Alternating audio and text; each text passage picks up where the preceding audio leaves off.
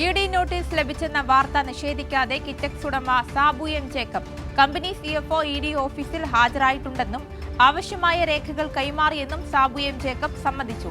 എന്നാൽ കേന്ദ്ര സർക്കാർ രാജ്യത്തെ 1000-ലധികം കയറ്റുമതിക്കാർക്ക് നൽകിയ സാധാരണ നോട്ടീസ് മാത്രമാണ് ഇതെന്നായിരുന്നു സാബു എം ജേക്കബിന്റെ അവകാശവാദം. ഇഡി നോട്ടീസ് ലഭിച്ച സാഹചര്യത്തിലാണ് സാബു എം ജേക്കബ് പ്രസിഡന്റായ 2020 എൻഡിഎയുടെ ഭാഗമായത് എന്നാണ് ആരോപണം. ഇഡി നോട്ടീസ് ലഭിച്ചെന്ന് സാബു എം ജേക്കബ് സമ്മതിച്ചു. എന്നാൽ മാധ്യമങ്ങൾ വഴി വിവരമറിഞ്ഞ് ഇന്ന് രാവിലെ ബന്ധപ്പെട്ട ഉദ്യോഗസ്ഥരോട് അന്വേഷിച്ചപ്പോഴാണ് നോട്ടീസ് ലഭിച്ച കാര്യം താൻ അറിഞ്ഞത് എന്നായിരുന്നു അദ്ദേഹത്തിന്റെ വാദം.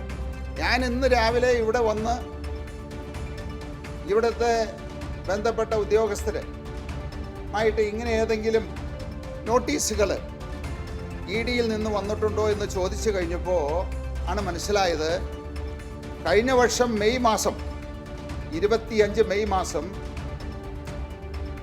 ഇഡി ചില ഡോക്യുമെന്റ്സ് ആവശ്യപ്പെട്ടുകൊണ്ട് ഒരു നോട്ടീസ് ഇഷ്യൂ ചെയ്തിട്ടുണ്ട്.